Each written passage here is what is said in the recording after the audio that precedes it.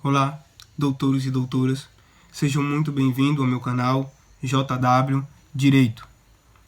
Meu nome é José Williams e hoje irei falar a respeito sobre a história da advocacia, de temas pertinentes como a história da advocacia, seu surgimento, a origem dessa palavra.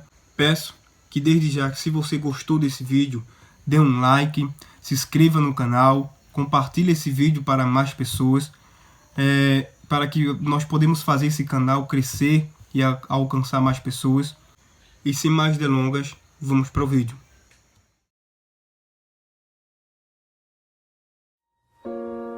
Oh, Father, tell me, do we get what we deserve?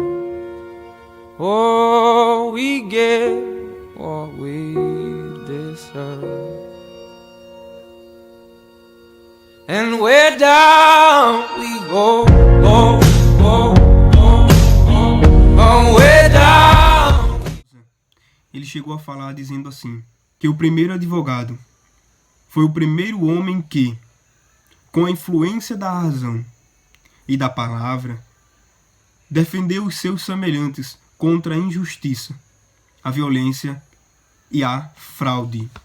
Quando nós falamos em advocacia, ou melhor dizendo, a história da advocacia, é crucial nós discorrermos a respeito de alguns pontos específicos. Primeiro, sobre a origem dessa palavra. Perceba que a origem da palavra advocacia, ela tem uma origem latina. Exatamente, latina. Por mais que alguns pensam que é grega, não, é latina. Me refiro à palavra advocacia. Então, ela tem essa essência, ela tem origem, a palavra tem origem do termo advogar, de origem latina. Ele tem um sentido diferente do que hoje nós conhecemos como defensores. Não tão diferente assim. O significado dessa palavra, advocacia, na origem latina, ela tem um sentido de chamar junto a si. Esse é o sentido que essa palavra tem no sentido latino, ou seja, aquele que é chamado para defender. E qual a finalidade da advocacia? Ora, perceba que o próprio significado, a essência desse significado, ele traz uma noção sobre sua finalidade. Ou seja, ela tem como finalidade promover uma defesa. Ou seja, quando o significado se refere a chamar uma defesa, então nós, logicamente, entendemos que a finalidade da advocacia, ela tem a sua essência de finalidade em defesa, ou seja, defesa de princípios, defesa de valores, defesa entre si. O ato de defender algo é o que dá essência, é o que dá origem à advocacia, o ato de defesa. Quero destacar um ponto, veja só, quando falo em defesa, não necessariamente é a pessoa que recebe ataques, porque acredito que você deve estar pensando assim, defesa não é necessariamente uma pessoa que se defende de um ataque, não é bem assim, a princípio sim, mas defesa também pode ser a pessoa que esteja atacando. Como assim? O ato de você, trazendo em nossa linguagem popular, em nosso cotidiano, não linguagem popular, mas em nosso cotidiano, o ato de você dar entrada de você entrar em comunicação com um advogado, em que você ali tem uma consulta, e ali vocês firmam um contrato, em que esse advogado irá dar entrada em um processo sobre determinado valor, determinados valores que você ali quer defender, isso é um ato de advocacia. Então veja, que não é preciso você esperar que alguém venha lhe confrontar. Às vezes você pode confrontar alguém, desde que aquela pessoa ou aquilo cause um tipo de lesão ou agressão aos seus princípios, ou melhor dizendo, aos seus direitos. Então, quando isso acontece, você se defende. Exatamente.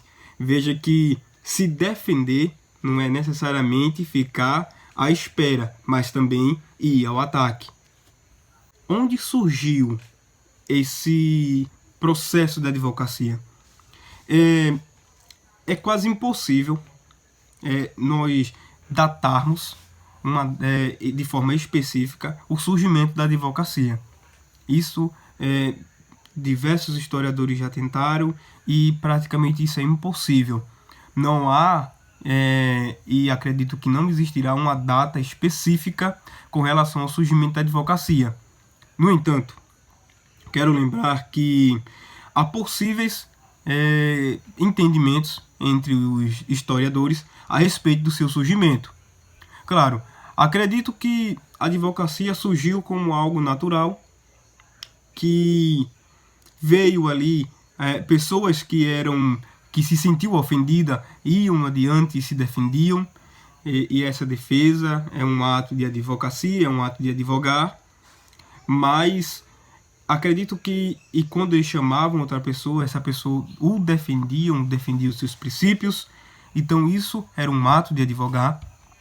Mas quando me refiro, não somente essa empregação é minha, mas da maioria dos historiadores, de forma geral, boas partes dos historiadores têm esse mesmo entendimento, de que a advocacia ele alcança uma mola propulsora, uma questão de destaque, em dois períodos: a Grécia Antiga e a Roma Antiga.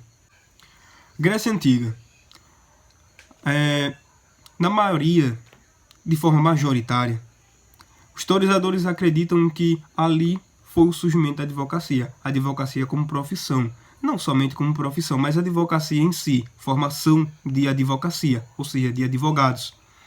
Eles acreditam que pela forma democrática, que era a Grécia Antiga, que aconteciam praticamente assim.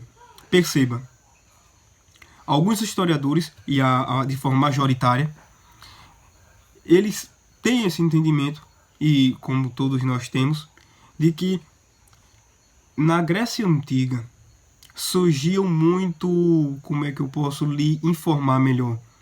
Surgiam muito embates, ou seja, as pessoas que se sentiam ofendidos por ter algo em si lesados, princípios, territórios, algo em si, iam e defendiam a sua tese em público, ou seja, de forma política. A política está em nosso cotidiano. Não quero tratar aqui sobre política, que isso deve ser um tema para um outro vídeo.